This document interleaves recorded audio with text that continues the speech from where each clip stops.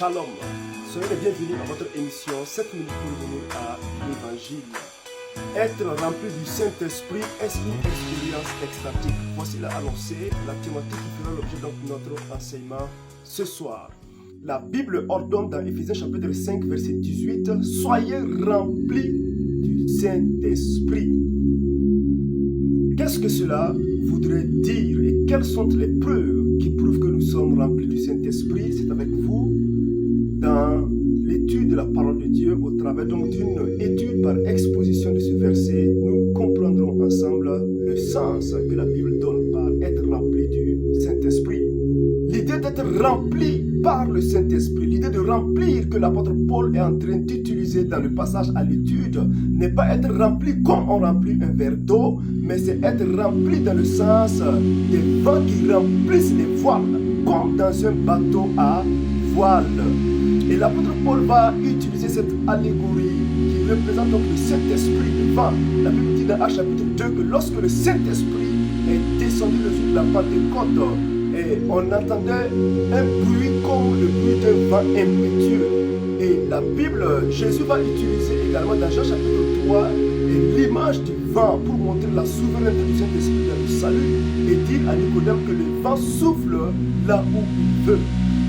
Lorsque nous sommes remplis du Saint-Esprit, c'est à l'image donc du vent qui remplisse les voiles et qui entraîne donc le bateau à voile dans le sens et dans la direction voulue par le vent sous la dynamique et sous l'énergie éolienne. Ainsi, être rempli du Saint-Esprit, c'est être contrôlé par le Saint-Esprit, être dominé par le Saint-Esprit, dirigé par le Saint-Esprit. Ce n'est pas, ça ne traduit pas ici l'idée de tomber en transe, mais l'idée d'être complètement sous le contrôle du Saint-Esprit. En d'autres termes, c'est lorsque nous sommes morts à nous-mêmes, lorsque nous sommes vides de nous-mêmes, le Saint-Esprit nous remplit, ou du moins les vents spirituels remplissent notre humanité et nous conduit exactement dans la direction voulue par le Saint-Esprit de Dieu. C'est aussi la même expression utilisée par l'apôtre Pierre dans 2 Pierre chapitre 1 verset 21 lorsqu'il dit ceci: c'est poussé par le Saint-Esprit que les gens ont parlé de la part de Dieu. Être rempli du Saint-Esprit, c'est être poussé, être contrôlé par le Saint-Esprit. Quelles sont les caractéristiques de celui qui est rempli du Saint-Esprit? Quelles sont les preuves? Notre passage à l'étude nous dépeint la vie remplie du Saint-Esprit. Éphésiens chapitre 5 verset 18 à 23 dit ceci: soyez remplis du Saint-Esprit, entretenez-vous par des psaumes, par des hymnes, par des cantiques spirituels, chantant et célébrant les louanges du Seigneur. La vie remplie du Saint-Esprit commence par une doxologie, une louange à notre Seigneur. Deuxièmement, la vie remplie du Saint-Esprit est une vie reconnaissante. Le verset suivant dit: rendez grâce, rendez continuellement grâce pour toutes choses à Dieu le Père. C'est une vie reconnaissante, une vie qui rend grâce à Dieu pour toutes choses, non seulement pour les choses qui sont bonnes, mais aussi pour les choses mauvaises qui nous arrivent. Car le chrétien rempli du Saint-Esprit sait que toutes choses pour bien de ce qui est Dieu. Le passage à l'étude continue de montrer que la vie remplie du Saint-Esprit est une vie de soumission, vous soumettant les uns aux autres. Et si vous êtes une personne féminine, la vie remplie du Saint-Esprit vous amènera à être soumis à votre mari. Femmes, soyez soumises à vos maris comme au Seigneur. Si vous êtes un homme, la vie remplie du Saint-Esprit vous amènera à aimer votre épouse comme Christ a aimé son épouse qui est l'Église. Il dit: Marie, aimez vos femmes comme Christ a aimé l'Église et s'est livré pour lui-même. Si vous êtes un enfant, la vie remplie du Saint-Esprit vous amène à être obéissant à vos parents. Il dit: enfants, obéissez à vos parents. Si la vie remplie du Saint-Esprit affecte non seulement les relations familiales, mais elle va affecter également les relations socio-professionnelles. Il dit: serviteurs, obéissez à vos maîtres.